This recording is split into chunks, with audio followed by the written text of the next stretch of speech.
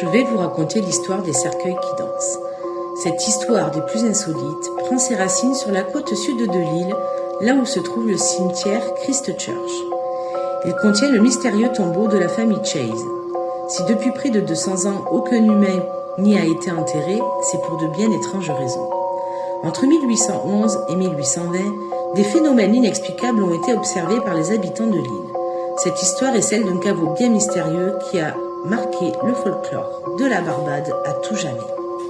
La seule et unique entrée de ce tombeau était une énorme pierre de marbre bleu qui pesait environ 450 kg. Une fois fermée, la tombe était impénétrable. Cette étonnante histoire commence au XVIIIe siècle, lorsqu'une riche famille de planteurs, les Wallerons, font tailler dans le roc corallien du cimetière un caveau pour leur famille. Une dame du nom de Thomasina Goddard, morte en 1807, y fut enterrée. L'année suivante, cependant, ils cédèrent le tombeau à une autre famille de planteurs, la famille Chase. Ces derniers devaient inhumer la jeune Marie-Anne Chase, âgée de 2 ans, qui était morte d'une des maladies infantiles si fréquentes à l'époque. Pendant les 4 années suivantes, le tombeau resta scellé.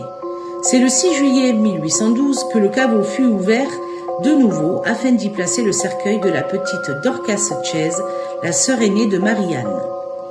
La population murmurait que la jeune enfant s'était laissée mourir de faim pour échapper à la tyrannie de son père, l'honorable Thomas Chase, qui ne méritait pas, semble-t-il, ce titre honorifique. À peine un mois plus tard, ce dernier suivait sa fille dans la tombe. Le jour de son enterrement, après avoir enlevé l'énorme dalle qui protégeait l'entrée du tombeau, les esclaves qui faisaient office de fossoyeurs descendirent dans le caveau pour y placer le cercueil de Thomas Chase. Cependant, ils ressortirent en toute hâte et refusèrent obstinément de redescendre à l'intérieur, ce qui troubla la cérémonie. Le pasteur Christchurch, le révérend Thomas Anderson, entra dans la chambre funéraire pour voir ce qui avait bien pu terroriser les esclaves. Ces derniers préférèrent être punis plutôt que de redescendre faire leur devoir. Le révérend fut lui aussi saisi d'une peur panique.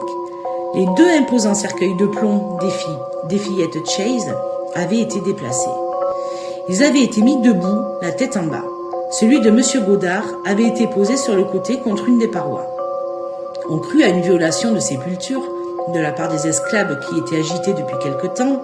On remit donc les cercueils à leur place et plaça celui de Thomas Chase,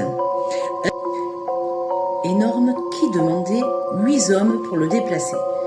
Ils replacèrent par la suite le lourd bloc de marbre qui scellait le tombeau. 4 années passèrent avant qu'un nouveau décès, celui du jeune Samuel Bromston-Hams, oblige l'ouverture de la mystérieuse tombe de nouveau. C'était le 25 septembre 1816. Cette fois encore, on souleva l'énorme dalle de marbre pour ouvrir l'entrée et le révérend fut le premier à y descendre. Une fois encore, quelqu'un ou quelque chose avait changé les cercueils de place. Cependant, personne n'avait tenté d'ouvrir les cercueils. Le vol n'était donc pas la cause de la violation de la sépulture. Le très lourd cercueil de Thomas Chase était dans le coin de la sépulture opposé à celui où il avait été placé 4 années auparavant. Les autres avaient aussi été déplacés. C'était le désordre le plus total. Après que les esclaves aient tout replacé, le pasteur et le secrétaire du gouvernement de l'île, le major Finch, examinèrent le caveau et n'y remarquèrent rien d'insolite. Le mystère restait entier. Le corps du jeune Hams fut donc placé auprès des autres et ils refermèrent le tombeau une fois de plus, le scellant de nouveau avec la lourde pierre de marbre.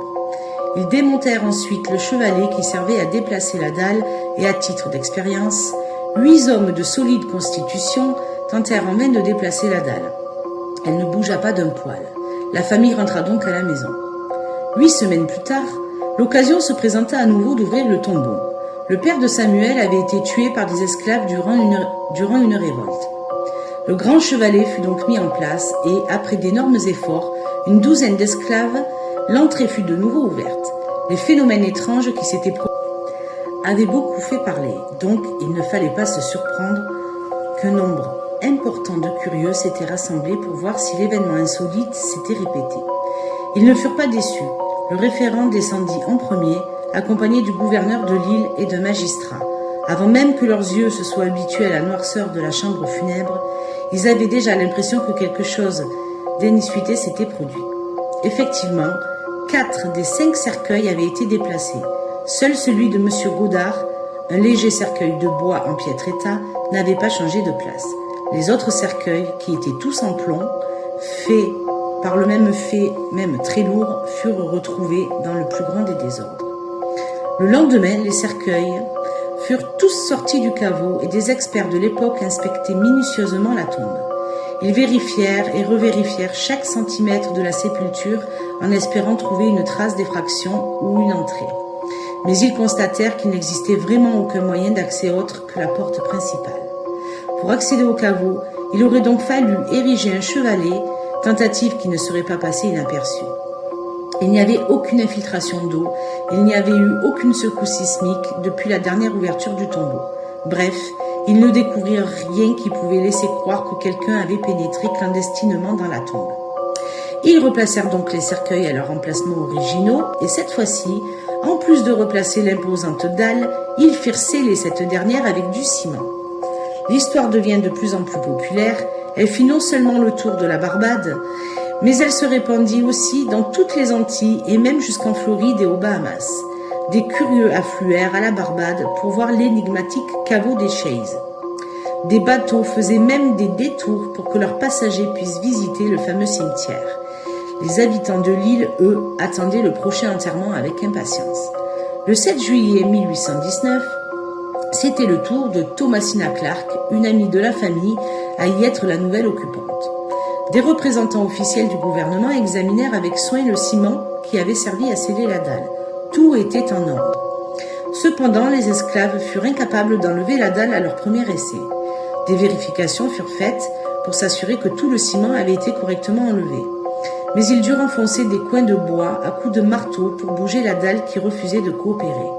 Finalement, les esclaves réussirent à soulever les témoins, comprirent rapidement pourquoi la dalle était si difficile à déplacer. Le cercueil de Thomas Chase avait été coincé contre cette dernière. Encore cette fois, les cercueils étaient sans dessus-dessous. Une fois encore, ils furent sortis de la sépulture, laquelle fut encore totalement inspectée. Mais aucune trace d'effraction nulle part, aucun indice, absolument rien ne pouvait expliquer les phénomènes insolites entourant cette tombe. Tout fut remis à sa place et la tombe fut de nouveau scellée. Cette fois, par contre, on scella le tombeau avec toutes les précautions scientifiques possibles. Du sable blanc très fin fut placé à l'entrée du caveau et des sceaux de certains officiels furent imprimés dans le ciment qui scellait la tombe. Il était donc impossible d'ouvrir ce dernier sans endommager les marques. On prit note de chaque détail, de la position exacte des cercueils jusqu'à l'épaisseur du sable. On chargea même un membre de la police de venir vérifier l'état de la sépulture et de la dalle chaque jour. Inutile de dire que la popularité du caveau des Chase augmenta considérablement après cet incident. De partout, des gens venaient pour voir le lieu où se déroulaient des événements étranges.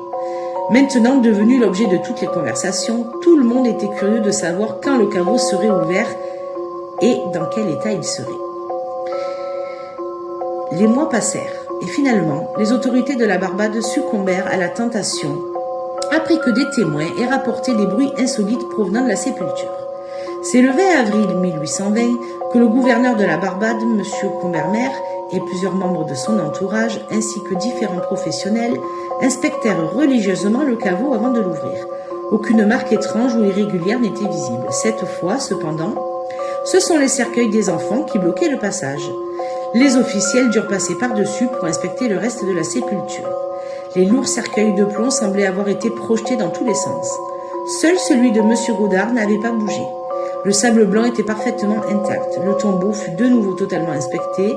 Cette fois, on enfonça même des barres de fer dans la couche rocheuse afin d'y déceler d'éventuels tunnels. Absolument rien, encore une fois. Fatigué de toute cette histoire, le gouverneur fit enlever les cercueils du caveau Chase et les fit inhumer ailleurs. Ce dernier a été laissé ouvert et n'a jamais plus servi à aucune inhumation depuis lors. De nombreuses théories ont été avancées sur le sujet, mais le mystère reste entier. Semble-t-il qu'il ait été impossible que ces très lourds cercueils de plomb aient été déplacés de façon naturelle. Sir Arthur Conan Doyle, le créateur du personnage de Sherlock Holmes, émit une hypothèse selon laquelle les forces surnaturelles déplaçaient les cercueils parce qu'ils étaient faits de plomb. Ce métal empêchait la décomposition rapide des corps. Peut-être aussi que l'esprit de la jeune fille qui s'était suicidée ne voulait pas reposer éternellement à côté de son cruel père qui l'avait tant fait souffrir. Qui sait, une chose est sûre cependant, ils n'ont pas reposé en paix.